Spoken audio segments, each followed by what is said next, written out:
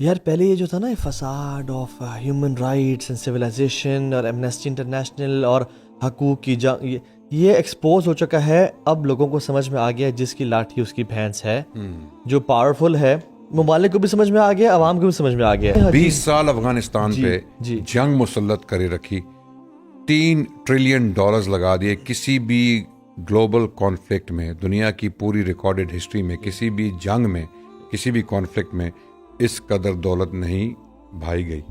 कि इस्लाम कितना इंसान को दलेर बनाता है, कितनी रेजिलियंस देता है, कितना तगड़ा बनाता है। और क्या दीन है ये कि बॉम्ब गिर रहे हैं और वो उनकी नमाजें भी अदा हो रही हैं, वो बच्चे भी अल्हम्दुलिल्लाह भी पढ़ रहे हैं। आपको किसी भी इस्लामी खित्ते में जो इस्लाम, जिसके ऊपर इस्लाम की हुकूमत है, जिस खित्ते पे इस्लाम का कानून नाफिज है, वहाँ पे एप्स्टीन आइलैंड आपको नजर नहीं आएगा। अभी हाल ही में खबर भी आई कि एक रबाए भाई, यहूदी आलिम, अच्छा, क्वालिफाइड आलिम, वो एक पूरी पोर्न इंडस्ट्री का मालिक है। मगरिब इनके लिए खुदा है, खुदा है। मगरबी सिस्टम्स इनके लिए खुदा हैं। तो ये समझते हैं तरक्की का मतलब है इंफ्रास्ट्रक्चर, तरक्की का मतलब है वेपन्स, तरक्की का मतलब है एस्केलेटर्स, तरक्की का मतलब है स्काई स्क्रेपर्स और स्पेस टेक्नोलॉजी। ओ भाई, किसने कहा तरक्की का ये मतलब है? तो ये सारी तमाम चीजें आपकी तबाही का भी सबब बन सकती हैं अगर आपका जो जिंदगी का नहीं, जो जिंदगी गुजारने का जो फलसफा है, अगर वो दुरुस्त नहीं है, अगर आप जहनी तौर पे और बुनियादी तौर पे एक किसी अखलाकी सिस्टम पर नहीं चल रहे, आपका कोई दीन नहीं है, आपकी कोई बाउंड्रीज नहीं है, तो ये सब तो तबाही का सबब है। आपके वेपन्स, आपका इंफ्रास्ट्रक्चर, आपकी एजुकेशन, आपकी यूनिवर्सिटीज, वो तो तबाहकार लोग पैदा करेगी। मिसाल के तौर पे अगर एक बंदा ऑक्सफोर्ड यूनिवर्सिटी से पढ़ के, हार्वर्ड से पढ़ के, MIT से पढ़ के, डिग्रीज हासिल करके, टेक्नोलॉजी का टेक जाइंट बन के वो ऐसे वेपन्स बनाता है जो बच्चों को मारता है, क्या फायदा भाई वो भाड़ में जाए वो टेक्नोलॉजी। उस टेक्नोलॉजी को आपने क्या करना है? उसको आप तरक्की नहीं कहेंगे, उसको तबाही कहेंगे। वो तबाही है। तरक्की वो तब है when it's in the right hands, people you can trust, noble people, moral people, trustworthy people, खुदा खौफी वाले लोग, मुत्तकी लोग, अल्लाह से डरने वाले लोग, जो एक अल्लाह की ताकत से मरूब हैं, जो मगलूब हैं, जो अल्लाह के आगे झुकते हैं। अगर वो लोग ऐसे नहीं हैं, जो हुक्मरान हैं, जो आप पर गालिब आ चुके हैं, तो फिर आप तबाही का शिकार हैं। और जो तबाही हम दुनिया में पूरी corruption, injustice, mess okay, unjust economic policies, ये सब कुछ इस दुनिया में इस वक्त राइज है, सब कुछ हो रहा है। अच्छा, भी एक्सपोज भी हो गया है। बिल्कुल, जनरेशन जी को पता लग गया है कि मैं भी सही बताऊं, मैं भी रिसेंटली बात कर रहा था कुछ लोगों से, मैं कह रहा था कि यार पहले ये जो था ना ये facade of human rights and civilization और एमनेस्टी इंटरनेशनल और हकूक की जंग ये एक्सपोज हो चुका है। अब लोगों को समझ में आ गया जिसकी लाठी उसकी भैंस है। जो पावरफुल है ममालिक को भी समझ में आ गया, अवाम को भी समझ में आ गया है। जो पावरफुल है वो कब्जा करता है और वो जुल्म करता है। आप वेनेजुएला को देख लें, आप ग्रीन लैंड को देख लें, आप गजा के इंसिडेंट को देख लें, इराक अफगानिस्तान, 20 साल अफगानिस्तान पे जंग मुसल्लत करे रखी, $3 ट्रिलियन लगा दिए। किसी भी ग्लोबल कॉन्फ्लिक्ट में, दुनिया की पूरी रिकॉर्डेड हिस्ट्री में, किसी भी जंग में, किसी भी कॉन्फ्लिक्ट में इस कदर दौलत नहीं भाई गई, पूरी दुनिया की रिकॉर्डेड हिस्ट्री में। और फिर भी वो नाकाम रहे, उस मुल्क पे अपना कब्जा कायम नहीं रख सके। उन्हें वो एक जिल्लत की हालत में मुल्क छोड़ना पड़ा। किस लिए भाई? आपने लाखों लोग मार दिए, आपने इराक में लाखों लोग मार दिए, और उसके अलावा पूरी दुनिया में जो एक रोल है, जो किरदार अदा कर रहे हैं आप, वो इतना नेगेटिव है। लोग आपको एक इंसाफ का मरकज नहीं समझते, जुल्म का मरकज समझते। ऊपर से आपने प्रेसिडेंट ऐसा बना दिया जो पूरी दुनिया में बदमाशी।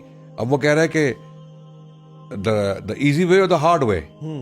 हाँ, वो पूरे मुल्कों को, अपने एलाइज को, अपने साथ के लोगों को जो नेटो का हिस्सा हैं, उनको धमकी दे रहा है कि you want to do it the easy way और द हार्ड वे।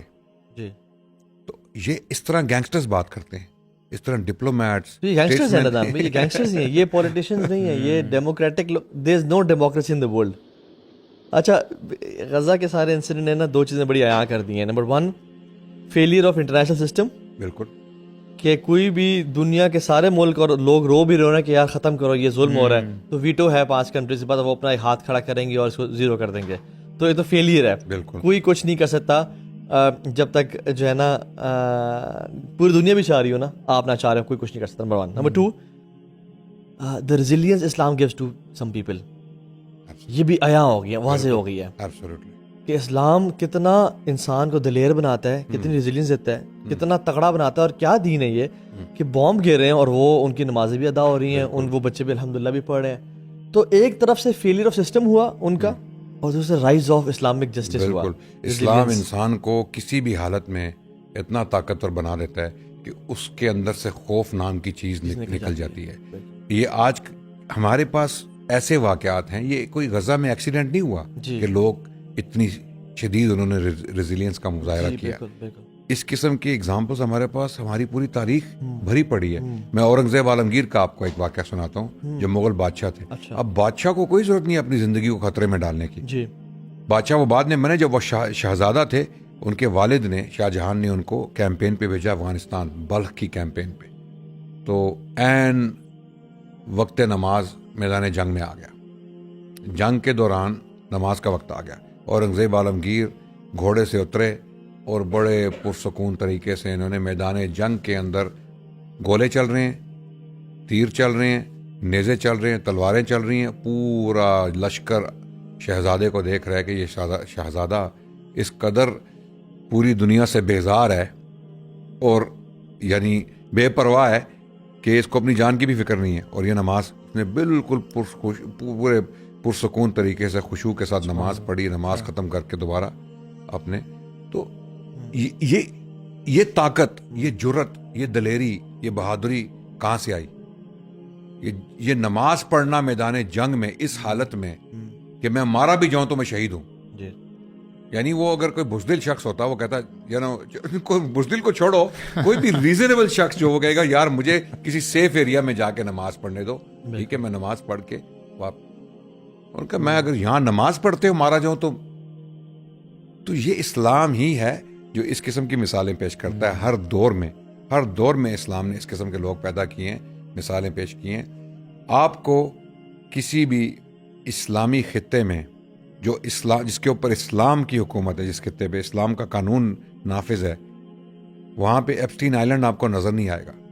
आपको नामुमकिन है कि पोर्न इंडस्ट्री वहाँ पे नज़र आएगी। आपको नामुमकिन है कि वहाँ पे ह्यूमन होगी। इक्का दुक्का केसेस हो सकते हैं, लेकिन जब वो पकड़े जाएंगे तो उनको जो सज़ा मिलेगी वो ऐसी इबरतनाक सज़ा होगी शरीयत के मुताबिक कि कोई शख्स वो जुर्म वापस करने की जुर्रत नहीं कर। अब मगरबी मुमालिक के पास टेक्नोलॉजी के अंबार हैं, उनकी सर्वेलेंस, उनकी इंटेलिजेंस इतनी स्ट्रांग है, लेकिन वो ऐसे क्रिमिनल्स को नहीं पकड़ सकते या पकड़ना नहीं चाहते। दोनों में से एक बात तो है ना, या तो वो नाकाम है, उनकी टेक्नोलॉजी फेल हो गई है, ठीक है, और उनका जो अखलाकी निज़ाम है, जो भी है, लिबरलिज्म है, यूटिलिटेरियनिज्म है, हीडोनिज्म है, जो भी फिलॉसफी मगरिब पे इस वक्त ज़ाब्ता हयात बन के मुसल्लत हुई है, अगर वो फिलॉसफी ऐसे लोग पैदा नहीं कर रही जो अखलाकी तौर पे अपने आप को रिस्ट्रेन करें और ऐसे जुर्म, ऐसे क्राइम्स ना करें, तो सिस्टम तो पकड़े ना उनको। सिस्टम भी फेल हो गया, अखलाकियात भी फेल हो गई, ठीक है, या वो करना नहीं चाह रहे, या तो वो जान। आई थिंक सिस्टम है, टेक्नोलॉजी है उनके पास, लेकिन ऐसे लोगों को फिर वो पकड़ना नहीं चाहते, बिकॉज जब वो उनका केस सामने आ भी जाए, जैसे जेफरी एप्स्टीन का केस सामने आ गया, और ये भाई अभी 3 मिलियन पेपर्स अभी रिलीज नहीं हुए, और ये पुराना केस है, ये अभी तो केस है कि अगर उनको कागजों पे प्रिंट करके रखा जाए तो वो जो कितनी बिल्डिंग्स, जो टावर्स हैं न्यूयॉर्क में, कहते हैं वो 3-4 टावर्स जो हैं, वो एक अगर उनको एक दूसरे के ऊपर रखा जाए तो इतना पेपर इकट्ठा हो जाए, इतनी बड़ी फाइल है एप्स्टीन की। यानी क्या क्या उसमें conversations, WhatsApp chats, emails, videos, pictures, ठीक है, फिर उसकी जो प्राइवेट जेट्स की फ्लाइट्स हैं। यानी ये बंदा अभी एक्टिव नहीं हुआ, ये अभी पकड़ा गया है, अभी सिर्फ पकड़ा गया है, और पकड़ा भी कैसे गया है कि अब इनके पास और कुछ चारा बच नहीं गया था, ठीक है, और फिर मिस्टीरियस सर्कमस्टांसेस में वो खुदकुशी कर लेता है, जिसके ऊपर अभी सवाल उठ रहे हैं, अमेरिकन उठा रहे हैं। बाय द वे, ये जितनी भी बातें हम कर रहे हैं, मैं क्लियर कर दूं, जो हमारी ऑडियंस है, नाजरीन के सामने मैं क्लियर कर दूं, ये हमारी बातें नहीं है, हम सिर्फ रिपीट कर रहे हैं जो अमेरिकन जर्नलिस्ट, अमेरिकन पॉडकास्टर्स, वो और प्रेस ने और जो प्रेस जो सब कुछ पब्लिश हो चुका है। हमने कोई भी बात अभी तक अपने से नहीं की जी। हम अपना तज्जिया दे सकते हैं, हम अपना इस्लामिक पॉइंट ऑफ व्यू दे सकते हैं, ठीक है, उसके ऊपर हमारा इस्लामिक नैरेटिव जो है वो क्या है, लेकिन ये हकाइक जो हम बयान कर रहे हैं ना, ये हकाइक अभी तक सिर्फ 3 मिलियन डॉक्यूमेंट्स उन्होंने रिलीज किए हैं, और फिर उनमें से रिलीज करके कुछ को ब्लैंक कर दिया जी। वो तो कुछ लोगों ने उनको डाउनलोड कर लिया टाइम पे, तो वो उनको पता चला कि उन डॉक्यूमेंट्स में क्या था, ठीक है। अभी तक 3 मिलियन डॉक्यूमेंट्स रिलीज नहीं हुए, अब उनमें क्या है, वो क्यों रिलीज नहीं किए जा रहे। FBI जो अमेरिकन जो आपकी हमारी जो जिस तरह IB होती है, उनकी FBI है, उन्होंने अभी तक उसको रिलीज नहीं किया, क्यों नहीं किया, उसमें क्या छुपाया जा रहा है, किन लोगों के नाम आ रहे हैं। यानी यार आप अंदाजा लगाएं ताहा भाई, अली भाई, के टॉप बैरिस्टर्स के नाम आ रहे हैं, और इनमें से बहुत सारे लोग हैं बाय द वे, लॉबी का जो हिस्सा US में थे, यही लोग अपने साथ पॉलिटिशियंस को मिला के इस आइलैंड पे लाते थे, उनको घेर के, जिसको हम कहते हैं घेर के किसी को लाना, बहला फुसला के कि आ जाओ यार अयाशी करवाएंगे आपको, आ जाओ, ये दुनिया ही और है, यानी जो भी है उनका जो भी सिलसिला सिस्टम था, उनको लाते थे आइलैंड पे, और फिर उनकी कॉम्प्रोमाइजिंग सिचुएशंस में वीडियोस, पिक्चर्स और ईमेल कॉरेस्पॉन्डेंस भी। ये लॉरेंस क्राउस का आपने भी जिक्र किया, साइंटिस्ट है भाई, तुम्हारा वहां क्या काम है जी। तुम साइंटिस्ट हो, फिजिसिस्ट हो, अच्छा, उसकी कॉरेस्पॉन्डेंस आप देखें एप्स्टीन के साथ क्या हो रही है। एक ईमेल में वो एप्स्टीन को ईमेल फॉरवर्ड करता है, भेजता है कि ये देखो मुझे क्या मिला। एक कोई मुसलमान लड़का था जिसको अपने दीन पे डाउट थे, तो वो लॉरेंस क्राउस को कह रहा था कि भाई मैं अपने दीन के बारे में मैं मुतमईन नहीं था, तुम्हारी वजह से मैं अपने दीन से आज़ाद हो गया, मैं मुसलमान घराने में पैदा हुआ था, मेरा घराना भी ट्रेडिशनल था, मेरा बाप भी बड़ा अच्छा आदमी था, लेकिन मैं दीन की तरफ से मुझे कुछ शुबहात थे, तुमने वो मेरे शुबहात दूर कर दिए, यानी मैं एथीस्ट हो गया, मैं दीन को छोड़ गया, मैं बेदीन हो गया। ये ईमेल उसने एप्स्टीन को फॉरवर्ड किया। भाई तुम एप्स्टीन को क्यों बता रहे हो ये? तुम एक साइंटिस्ट हो, फिजिसिस्ट हो, तुम्हें ये, यानी ये लोग एजेंडे पे काम कर रहे हैं 100%। आप ये सोचें इनका एजेंडा क्या है कि लोगों को बेदीन करना है, लोगों को दीन से हटाना है, लोगों को किसी भी मॉरल वैल्यूज में ये। अब आप देखिए कि जो फोश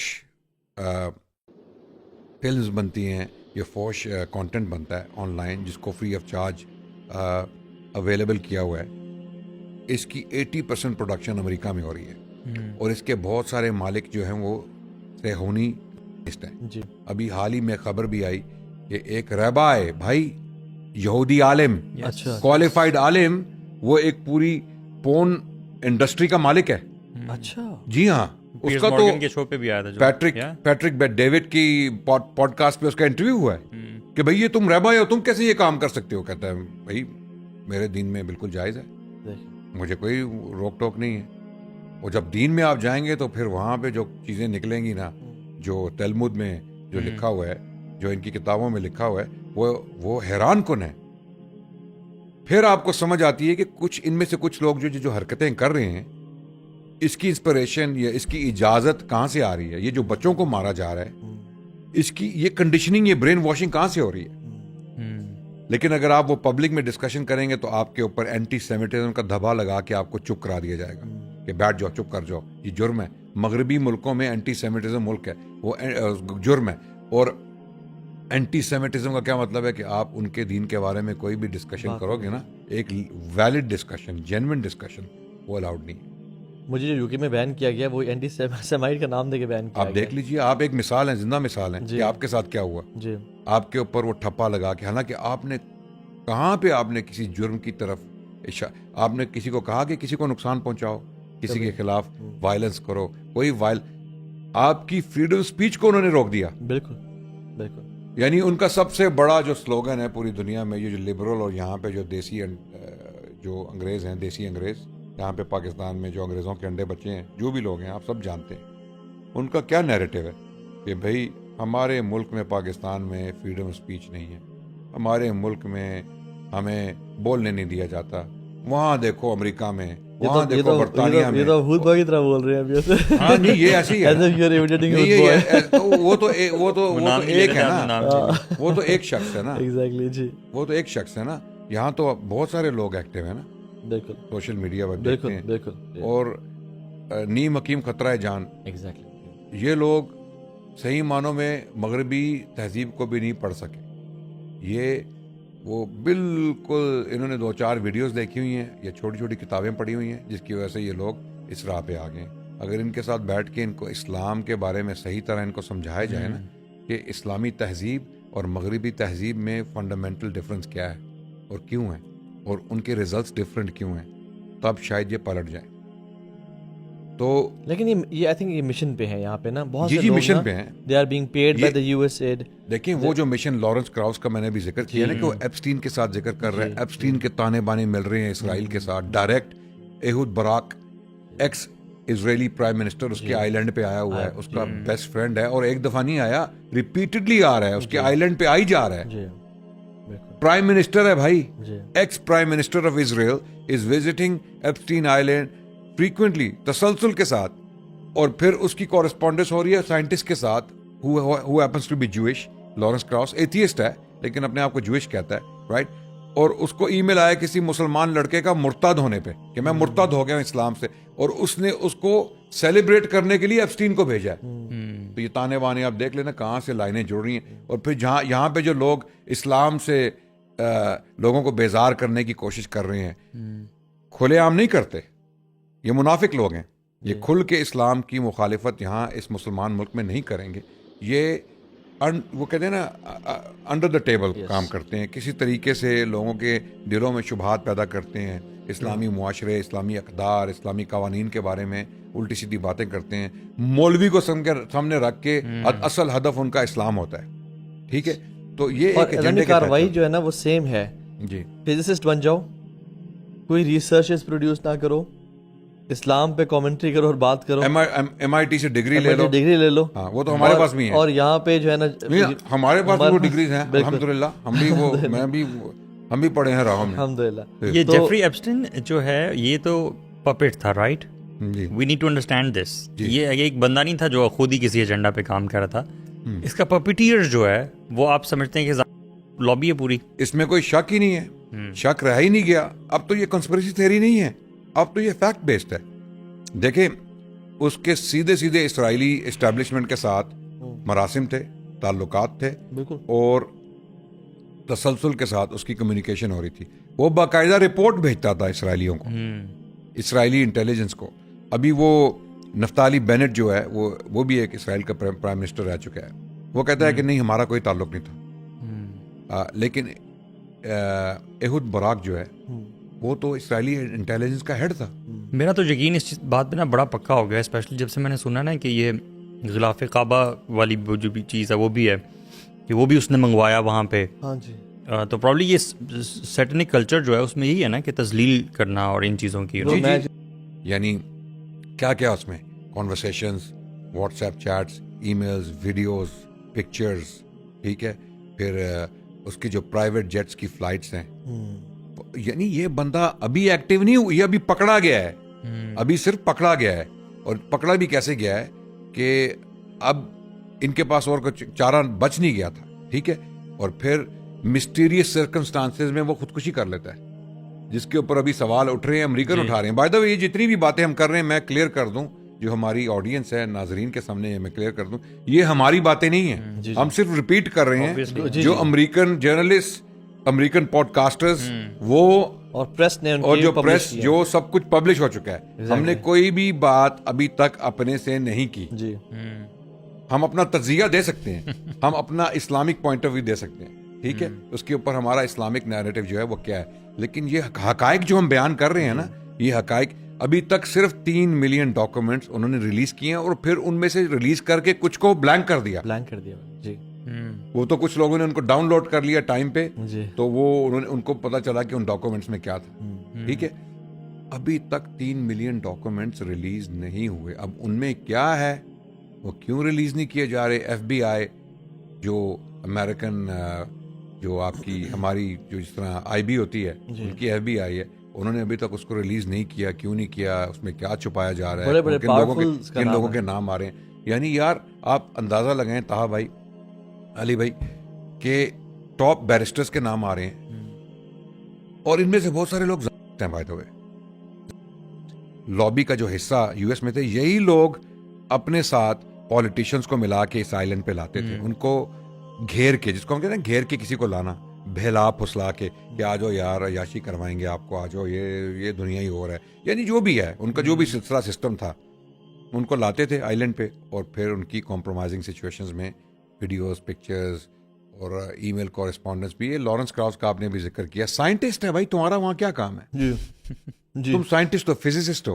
अच्छा, उसकी कॉरेस्पॉन्डेंस आप देखें एप्स्टीन के साथ क्या हो रही है। एक ईमेल में वो एप्स्टीन को ईमेल फॉरवर्ड करता है, भेजता है कि ये देखो मुझे क्या मिला है। एक कोई मुसलमान लड़का था जिसको अपने दीन पे डाउट थे, तो वो लॉरेंस क्राउस को कह रहा था कि भाई मैं अपने दीन के बारे में मैं मुतमईन नहीं था, तुम्हारी वजह से मैं अपने दीन से आज़ाद हो गया। मैं मुसलमान घराने में पैदा हुआ था, मेरा घराना भी ट्रेडिशनल था, मेरा बाप भी बड़ा अच्छा आदमी था, लेकिन मैं दीन की तरफ से मुझे कुछ शुबहात थे, तुमने वो मेरे शुबहात दूर कर दिए, यानी मैं एथीस्ट हो गया, मैं दीन को छोड़ गया, मैं बेदीन हो गया। ये ईमेल उसने एप्स्टीन को फॉरवर्ड किया। भाई तुम एप्स्टीन को क्यों बता रहे हो ये? तुम एक साइंटिस्ट हो, फिजिसिस्ट हो, तुम्हें ये, यानी ये लोग एजेंडे पे काम कर रहे हैं।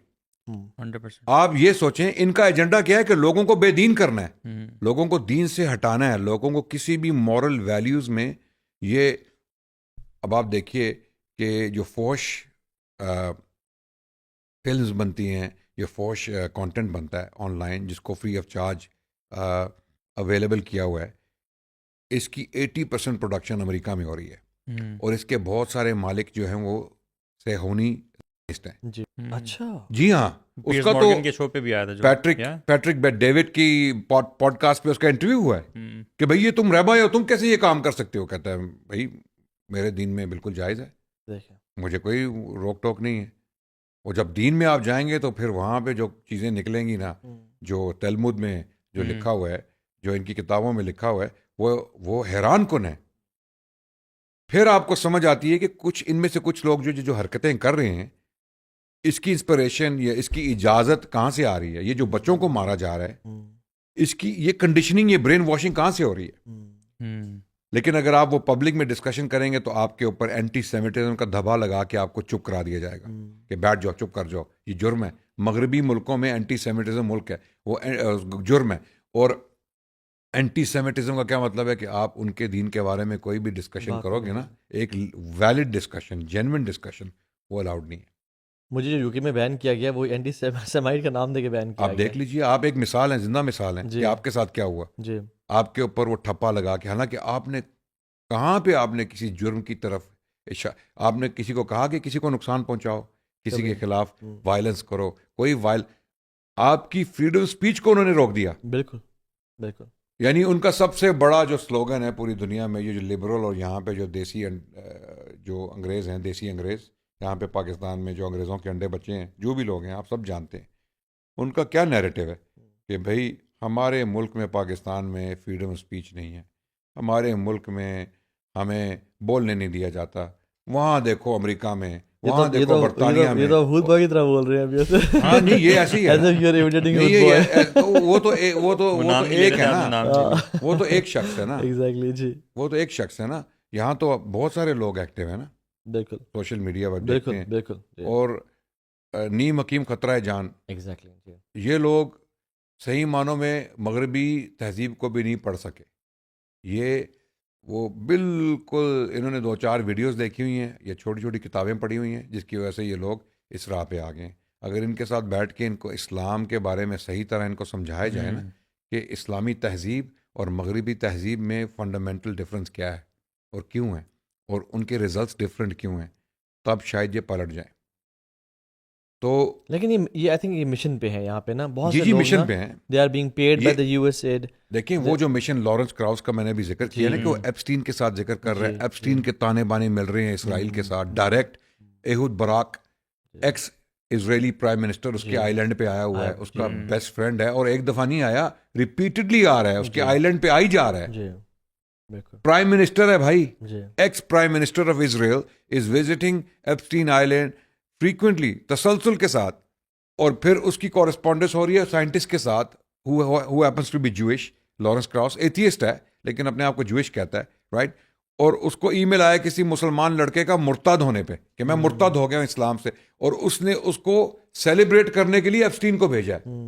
तो ये ताने बाने आप देख लेना कहाँ से लाइनें जुड़ रही हैं। और फिर जहाँ यहाँ पे जो लोग इस्लाम से लोगों को बेजार करने की कोशिश कर रहे हैं,